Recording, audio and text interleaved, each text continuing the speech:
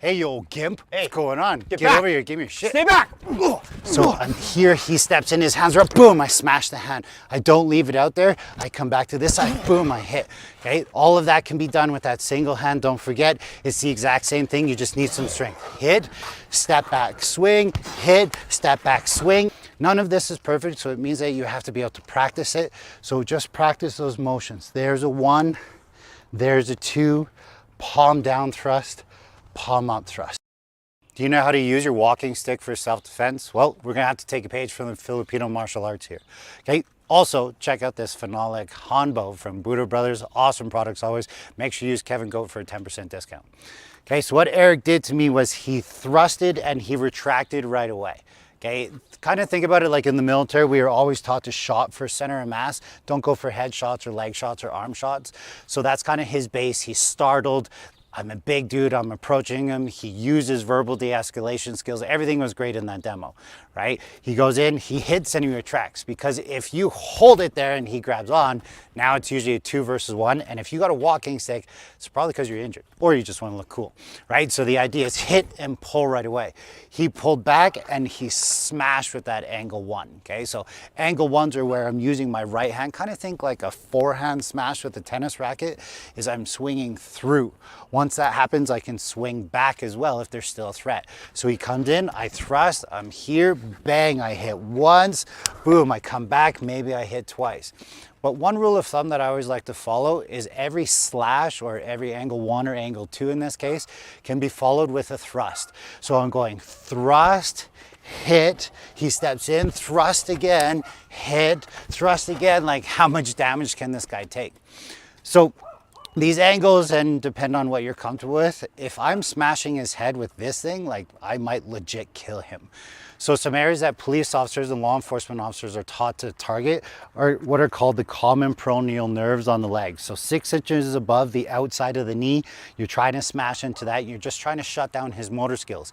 The only thing is in your case, if you are disabled, you can't run away. So you got to make sure that he's a threat, and either 1, he can't run, or 2, he's unconscious long enough so that you can do something with it. So what would that look like? Always thrusting the body. He steps in, thrust to the body. Now crack the leg, crack it again, and just keep going to town, right? If you feel, again, he steps in, I'm thrusting. And by the way, if you notice, I'm using my rear hip on that one. The reason why is this is quite strong if it's connected to here. In the lead hand, it's great for distance, but if you notice, it's more like fencing, and it's wiggly and it's not as structurally strong. Because of the size of the Hanbo, this is a massive advantage. If he steps in and I'm here, look it, he can't kick me, he can't punch me, I'm really safe right now, right? If I had a shorter stick, now here, I would definitely be more from the lead hand, because that lead hand is gonna be, or sorry, lead leg, because it's gonna be a little bit closer. Anyways, back to what we were talking about. So I hit, I smash, he steps in, boom, I hit again, boom, I smash, he comes in. Eric's just taking the damage from you guys, right? What a nice guy, what a good uke. These things are pretty heavy though, and if you don't have the strength that Eric and I have, just 4 arms of steel, I'm just kidding, right? You can use 2 hands on this, okay? So 2-handed attacks. If he's coming close, again, that rear foot is important to which hand this is in. My lead hand is here, I'm hitting and pulling back. What you're gonna have to get good though is how to swing this thing. Think of it like a baseball bat. For me, because I'm right-handed, I'm gonna switch my grip here and smash. I might have to step back while I do that. So I hit, step, he comes in, boom, I can crack. If he puts his hand up, right, to protect himself, that could break the hand. Now look where I am, and this is why I love that footwork that I just did, because now I'm set up for this. So I thrust on this, again, I step back, he comes in, did you see the hand switch? Boom, I crack, and again, I can just keep doing that pattern. So if we just practice that pattern, you guys just watch me do it. Right leg is back, it's in the right hand, left leg is forward, left hand is on it. I thrust with that. As I step back, I do my hand switch. Crack, I hit. Slash equals thrust. Remember, I step in to add more damage. I step back, hand switch, hit, hit, hand switch, hit, hand switch, hit, hand switch, hit, hand switch. You can do that shit all day, right? The reason why I'm moving backwards, you guys know me, or if you knew me by now, I don't like moving back a lot. But when I'm having to use a long range weapon and they're stepping in, I have to be pretty good at moving backwards. Plus my environment allows me to do so.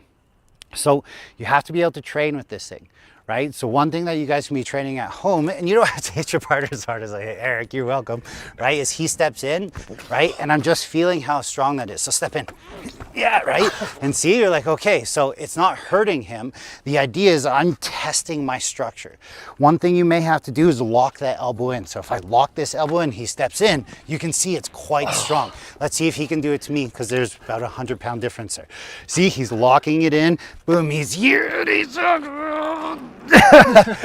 damn, that actually hurts a little, right? So it's solid, like that's really nice. So, right, imagine when I come into here, I step back, he comes in again. What are you targeting? If you go to the head, I would usually only go to the head if his arm is up and I'm trying to hit the arm. Again, that's what police officers are taught. If they hit the arm or hit the elbow or break the arm, now at least they're not targeting the head, and that means that that person isn't dying, because nobody wants to kill somebody by accident. So I'm here, he steps in, his hands are up, boom, I smash the hand. I don't leave it out there. I come back to this side, boom, I hit. Okay, all of that can be done with that single hand. Don't forget, it's the exact same thing. You just need some strength. Hit, step back, swing, hit, step back, swing. If you have training, hit, step back, swing, transfer hands, boom, and I can keep on going and doing different things with it. None of this is perfect, so it means that you have to be able to practice it. So just practice those motions. There's a 1, there's a 2, palm down thrust, palm up thrust. Same idea. There's a 1, there's a 2, palm and palm up. And then you can train slash and thrust, slash and thrust. Make the footwork super simple. Step back. If I was injured, that's my leg that's stepping back. I want all of my strength on this leg here, right? So I'm stepping back with my left leg, right? You're going to be in pain though. If you're injured and somebody's trying to fight you, at least it's better than getting dead. Stay safe.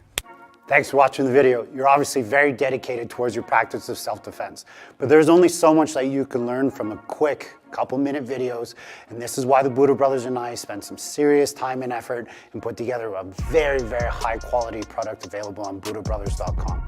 It covers all the ranges of martial arts and everything that you need to do in order to be better at your self-defense.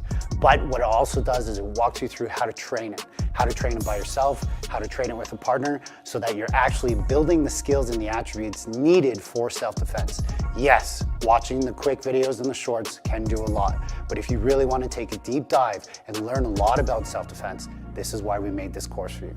So make sure you train your ass off. Stay safe.